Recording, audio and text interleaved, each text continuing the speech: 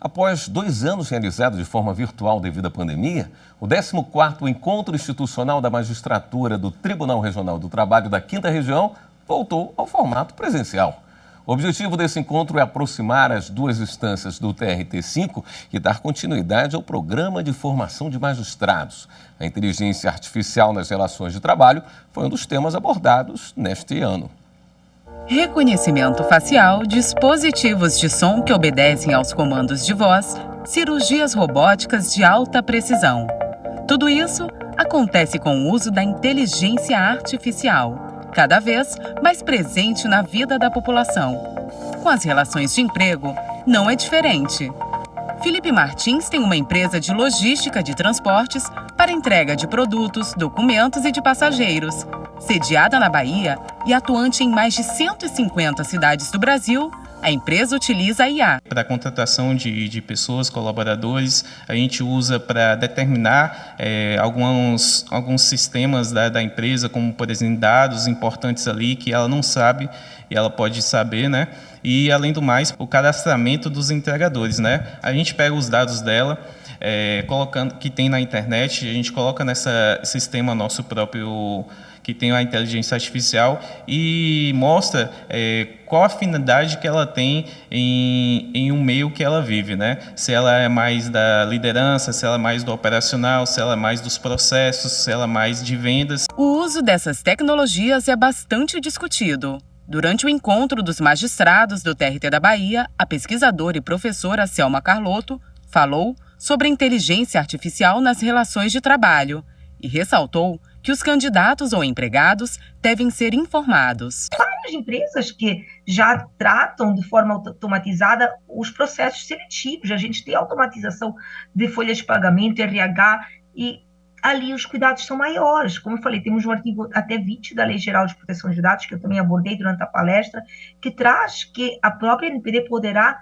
realizar uma auditoria dos aspectos discriminatórios, que, no caso, o titular, que no nosso caso aqui é o empregado, pode pedir revisão desse tratamento automatizado. Carlotto exemplifica um caso ocorrido com a inteligência artificial da Amazon e que só não teve consequências maiores pelas decisões passarem por revisões humanas. Ele tinha ali a aferição dos níveis de produtividade dos trabalhadores e não levando em consideração as características individuais de cada um, problemas de saúde, até que a pessoa muitas vezes está naquele momento, já preparava a carta da dispensa com base em critérios de produtividade. E nesta situação a gente também fere as normas de proteção de dados e até pode criar uma situação de assédio moral algorítmico. O caso citado se refere ao que chamamos de discriminação algorítmica, tema também trazido no encontro de magistrados pela pesquisadora Bianca Kremer. Os funcionamentos das tecnologias produzindo efeitos nocivos para a sociedade, com diversas camadas de possibilidades de discriminação e também levando em consideração as diversas camadas de opressão que existem na sociedade, como, por exemplo, racismo, sexismo e demais questões relativas à senioridade e deficiência também. De acordo com aquilo que foi ensinado para a máquina, que ela vai aprender aqui como se o empregado que estivesse ensinando a máquina fosse um professor. Os dados passam a ser rotulados. Então, ela vai aprender que dados que ela deve selecionar como dados de saída. E seus atributos que foram rotulados para classificar, por exemplo, ou não classificar um candidato, eles são atributos que venham a criar uma situação de discriminação, que gerem práticas discriminatórias.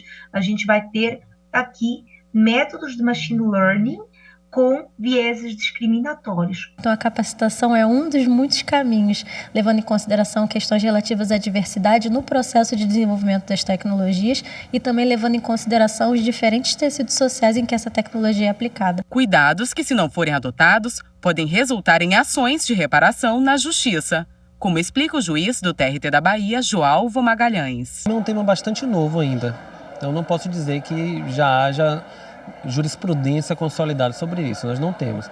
Mas temos sim uma forte jurisprudência sobre critérios, por exemplo, de admissão, critérios, por exemplo, de dispensa. O Tribunal Superior do Trabalho já tem teses sobre exigência de certidão de antecedentes criminais, por exemplo, e outras informações que podem ou não podem ser objeto de avaliação pelo empregador no momento da contratação. Porque o empregador ele tem essa prerrogativa de escolher o empregado, evidentemente, mas existem critérios que ele não pode eleger sob pena de incorrer em discriminação.